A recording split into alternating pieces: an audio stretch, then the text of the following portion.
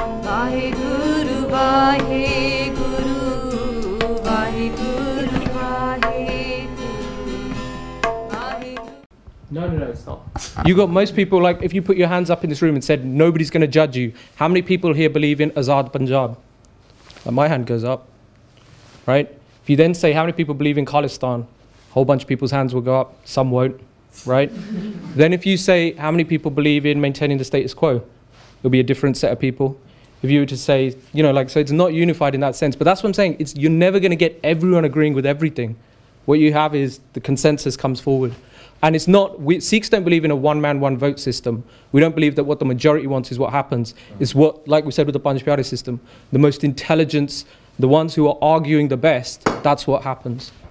For me, if you look at our history, the biggest problem for us has been democracy. Democracy has probably been the worst thing that Sikhs have ever had to cope with. Western democracy. Yeah, Western democracy, I mean. Yeah, because in our Panth, like, you know, look at how Sant Kartar Singh became Jathedar. Yeah, they just got appointed Jathedar, but the outgoing Jathedar, right? And this is in our history. Is people got their padvi, their place, by people giving it to them. It wasn't they begged for it. They got given it and given a hukum ki you are the next person, right? And what we've got at the moment is, you know, as we said, self-appointed people, but also we've got a real problem. Oh, I've lost my train of thought. We've got a real problem. Period.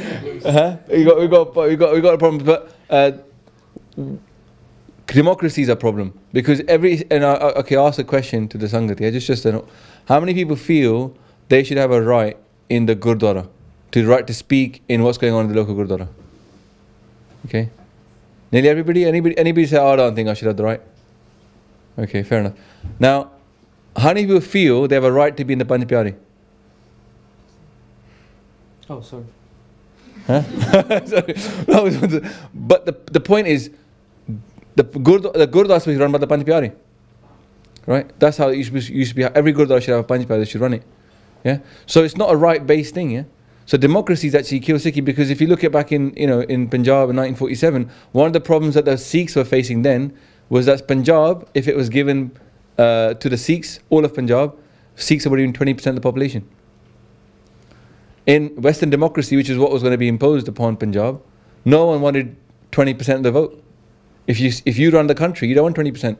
So this is the problem Master Tara Singh was facing. Like, how can I choose to take my own country from the British and yet I'll be 20% of the vote? How is that sustainable? Majority of Punjab would have been Muslim. Yeah. So which Sikh is going to want to be in a democratic system where the Muslims have the majority of the votes in their own country? Yeah. So democracy is not the Sikh system. Yeah. When only people who are Amritari were ever allowed to vote in the Sarbat Khalsa. Only people then that were chosen which made the Panj Pyare. And then the Amritaris then gave this assent to the Panj Pyare's decision. So it was a very different way of dealing with things, but it was more stable and it was more guided by Guru's Gyan rather than just whatever people thought was a good idea. But I don't know if that answered your question about unity.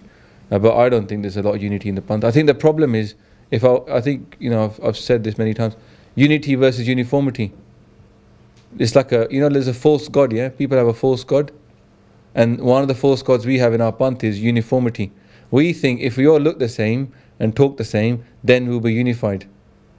A lot of people that come into Sikhi, this is the first thing they think. If we all look the same, talk the same, then what do they think? They look around and look, oh, he's got different pugs, different cholas, different jathas, different ways of reading part, and then they go, oh, if we all were the same, they'd be unified. So they spend all their time trying to get everyone to think the same way, right? But that's uniformity. Uniformity is not unity. Unity means when people are of different types and yet they become united. And when you look at the Gurbani, it's telling you that Vaheguru's made the world of different types. Rangi, rangi, pati, kar, kar, jinsi. He's made the world of different different colors, yeah, different types. Not one person, very few people in this room have the same type of pug. Yeah. So we have a desire for unity, but yet we're going about it the wrong way by seeking uniformity. But if we learn to accept each other, work with each other and say, Jo bhi matha teke Guru Granth Sahib ji nu, o sada pai hai na, then that's the way we could actually get unity.